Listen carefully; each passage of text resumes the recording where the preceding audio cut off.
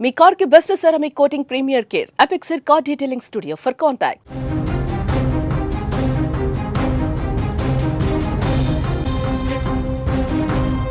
ప్రస్తుత రోజుల్లో బంధాలు అనుబంధాలు అనే పదాలకు అర్థమే మారిపోయింది. క్షణికావేశంలో వివాహితర బంధాల కోసం సొంత మనుషులను హత్య చేసేందుకు కూడా వెనకట్టం లేదు. తాజాగా వివాహితర సంబంధం కోసం కట్టుకున్న భర్తను ₹1,00,000 సుపారీ ఇచ్చి చంపించింది ఓ గొప్ప భార్య.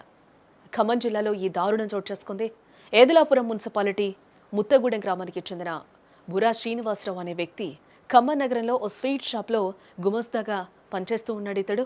అయితే శ్రీనివాసరావు భార్యకు ఓ వ్యక్తితో పరిచయం ఏర్పడగా అది వివాహితర సంబంధానికి దారితీస్తుంది. ఇది కాస్త శ్రీనివాసరావుకు తెలియడంతో భార్యాభర్తల మధ్య తరచూ గొడవలు జరుగుతూ ఉన్నాయి. ఈ క్రమంలో ప్రియుడితో కలిసి ఉండడానికి అడ్డొస్తున్నాడని కట్టుకున్న భర్తను చంపించేందుకు ప్లాన్ వేసింది.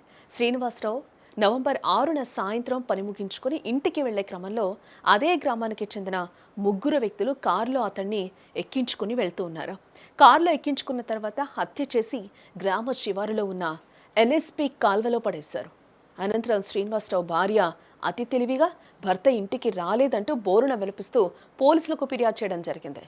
అయితే శ్రీనివాసరావు చెప్పులు బట్టలు కాలువ వద్ద ఉండడంతో పోలీసులు స్థానికులు గాలింపు చర్యలైతే చేపట్టారు.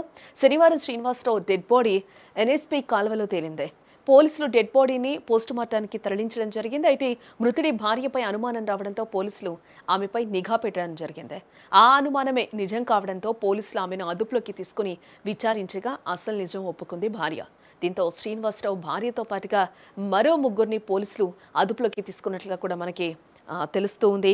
ఖమ్మం జిల్లాలో ఈ దారుణం చోటు చేసుకుంది. అక్రమ సంబంధానికి అడ్డుగా ఉన్నాడని ₹1,00,000 సుపారీ ఇచ్చి మరీ కట్టుకున్న భర్తను చంపేసిందో భార్య.